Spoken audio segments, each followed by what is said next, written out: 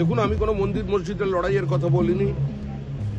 এই লড়াই হিন্দু মুসলমানের নয়, এই লড়াই ভারতীয় ইতিহাসের পুনরুদ্ধারে।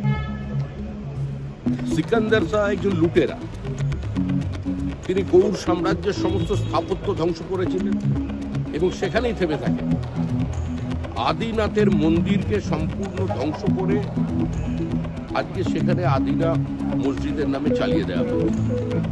আজও সেই মন্দিরের মধ্যে জনিপীঠ বিদ্যমান, পদ্মকমল বিদ্যমান, সেখানে লক্ষ্মীর হাতের চিহ্ন সেটা সেখানে আছে, গণেশের মূর্তি আছে।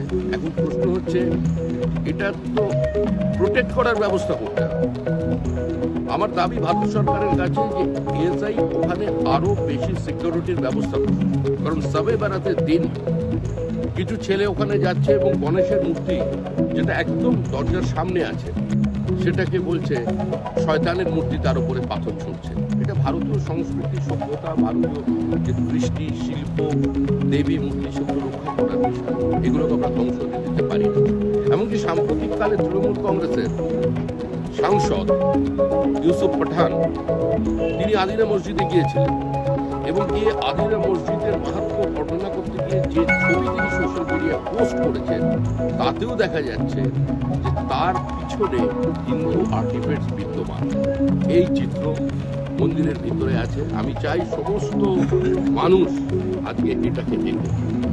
যা জ্ঞানপীঠে আছে, যা অতীতের তথাকথিত বাবরি মসজিদে ছিল, যা কাশী বিশ্বনাথে আছে, তাই কিন্তু আমাদের পশ্চিমবঙ্গের কাটরায় আছে আদিনা মসজিদ।